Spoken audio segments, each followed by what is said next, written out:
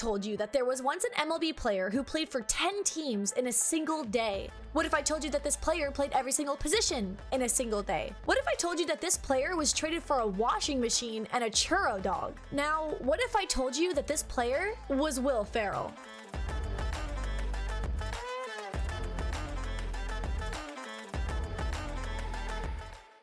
We all know Will Ferrell for his roles in popular films such as Talladega Nights, Step Brothers, Elf, the list goes on. But I bet you didn't know that Will Ferrell was once an MLB superstar for like a day. But that's besides the point. Besides, I don't see you in an MLB uniform, so you can't say shit. Will Ferrell began his MLB career on March 12, 2015 by signing with the Athletics as an undrafted amateur free agent as a shortstop in Game 1 against the Mariners. The crowd cheered as he took to the field, and Ferrell knew that he was about to become one of the best players the sport had ever seen. Yeah, so he didn't really do anything. After just one inning, his time with the A's would actually end, and he would be traded to the Mariners as a second baseman, where he would do nothing again. And the Mariners were not happy with him. He just wasn't cutting it. He had to go. In Game 2, he would end up being traded to the LA Angels, his home team, as a center fielder, replacing Mike Trout and temporarily borrowing Trout's hat and gloves since he was slightly underprepared. As he made his way onto the field, he would receive a standing ovation from the Angels Stadium attendees, and he would reminisce on the good old days of his childhood when he would go to the games with his family, dreaming to be an MLB superstar. Now, this would be cut short when all he did was manage to throw a ball to second to get the runner out, but hey, he actually did something for once, oh my god! But of course, it was not enough, and not even his home team wanted him. He would inevitably be traded to the Cubs for a washing machine. A washing machine? Who the hell wrote this script? He started the inning as a third base coach, flashing around random signals and sending some very motivating and helpful messages, to say the least, to his players. After a bit of cluelessly telling players to do stuff for about 30 seconds, he was moved to first base where he would do, you guessed it, nothing. And he got traded to the Diamondbacks for a churro dog and a D-bat dog. Okay, come on now, who wrote this script? Yeah, his time as a Diamondback was almost productive. He nearly made a play as a left fielder and basically sped walked to the ball that probably could have been caught if he just hustled a little bit.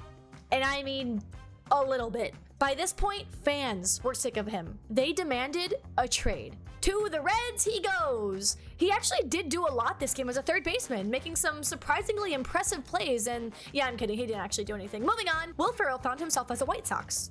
Almost. I mean, he was quite late for a game, and by late, I mean very late, 3 hours.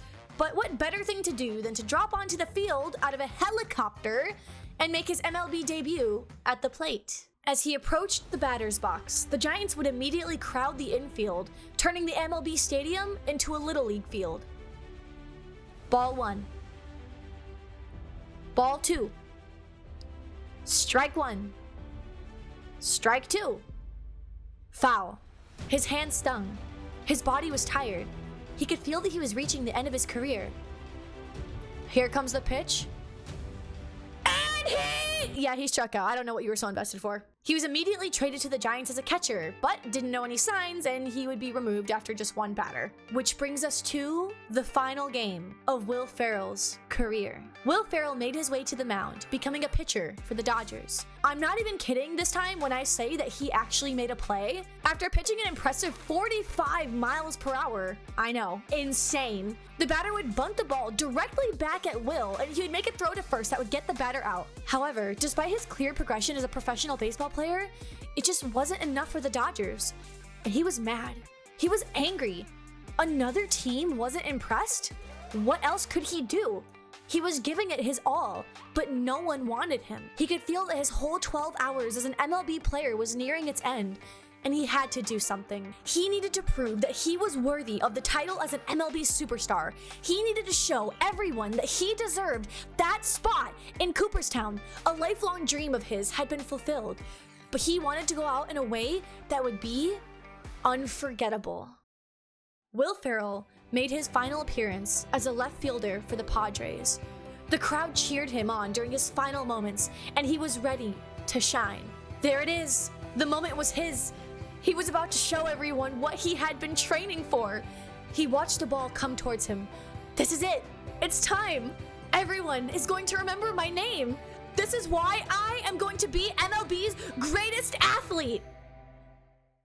Game over, Dodgers win, blah, blah, blah. He didn't do anything. Yeah, I bet you never saw that one coming. I sure didn't. But for real, why did he do this all? Just because? I mean, he's Will Ferrell. He could do just about anything he wants to. He actually did this to raise money for cancer charity. All his Game War memorabilia was auctioned off, and $1 million would be raised for Stand Up to Cancer and Cancer for College, programs that offer scholarships to individuals diagnosed with cancer to further pursue an education. I'm actually really surprised that this isn't talked about more. It was a really funny event in Major League Baseball that I actually would love to see more people talk about. They even made a documentary following his career, if you want to call it, as an MLB player. But what do you think about his Major League career? Let me know what you thought in the comments, and if you would like to see more videos like this. I really enjoyed making this one, so if you liked it too, leave a thumbs up and subscribe for more. See you next one!